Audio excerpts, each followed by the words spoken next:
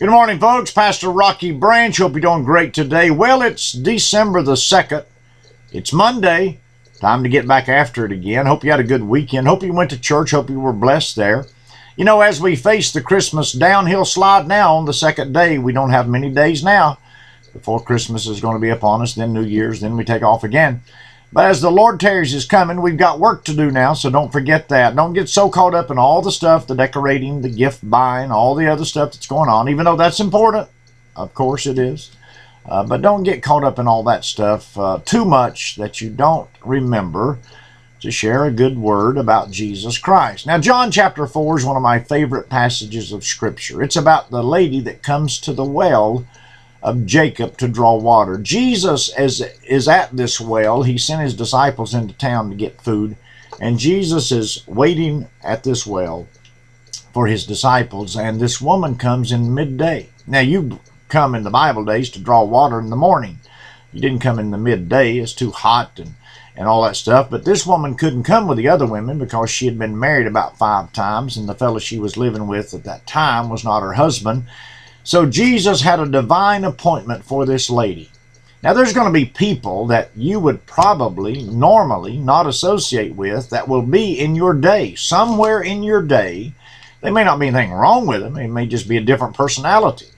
But it is an opportunity that you have, that I have, to share with them a word from the Lord, a word about Jesus, a word about Christmas. You know, there's so many ways at this time of year that we can witness. Let me give you a few of them, just to break the ice, just to get people, get their attention, get a conversation going. You know, some of the ways that you can start talking and witnessing at Christmas time is just simply to say to someone that you have some sort of relationship with, hey, have you ever wondered what might happen if Jesus had never been born? Well, that's a compelling thought. You know, everybody always talks about the birth of Jesus. Well, we know that he was birthed. We know that he lived. We know that he died. We know that he resurrected. According to Hebrews 7:25, we know he's at the right hand of the Father in heaven, making intercession for you and me. Our propitiation, it says in 1 John. Very important word, very powerful for us. And we know all that. But supposing that he'd never been born. Well, when you ask that question, you are giving the person you're talking to the opportunity to admit that they believe in Jesus Christ or not. Now, you'll run into some agnostics, some atheists, some pseudo-intellectuals that want to talk down that situation. But as a thought-provoking question, it's a pretty good question. And then be able to answer some of those things about Jesus Christ and about why it was necessary for him to come, why it was necessary for him to live, why it was necessary for him to die, why it was necessary for him to resurrect. I mean, what great opportunity just with one question. What if Jesus had never been born? Would that affect you? Well, you could say to the person, well, it certainly would affect me, because without Jesus coming and being born and living and dying and resurrected, my sins would still be here. I would not be forgiven. Oh, how a load that takes off of our backs, knowing that we have been forgiven. What a wonderful thing to know that you have been forgiven. Well, this woman at the well, she'd been married 5 times. Other women wouldn't associate with her. That's why she had to come in the middle of the day to get water. That's why Jesus was waiting on her. He knew everything. He knows everything about you. Loves you and cares for you. Wants to help you. Just like he wanted to help this woman in John chapter 4. Well, when she came and Jesus began to have a conversation with her, the first thing she brought up is what your friends bring up: religion. Oh, we don't do it like that, or I don't believe that. The first thing that most people bring up is whether they believe it or don't believe it. That's the first thing. And that's what this woman did. And Jesus just kind of cut to the chase. And he simply told this woman, when you worship God, you'll have to do it in spirit and truth.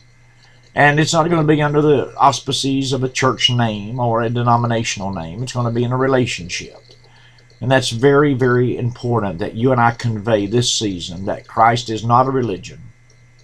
He is not the structure. He's not the edifice. Just getting into a church doesn't mean you're under Jesus at all. Jesus is a relationship. So this year, on the 2nd day of December, let me encourage you, as you go out into the workplace, as you go out into the shopping areas, as you even get on the phone in your home, as you talk to people about Christmas, and all the stuff is going to come up about Christmas. Oh, it's so busy, we're running, people are crazy, people are killing me. All that stuff's going to come up. But somewhere along the line, Jesus waited on this woman. He waited, and he knew that she had a need. So if you will pray and ask God to use you, help you, and guide you, God can use you this season like He's never used you before if you will simply be available. There's a lot of ways of witnessing. Just make sure that you have the heart to do so, and God will provide the opportunity. You take care of yourself. God bless you. We love you, and goodbye.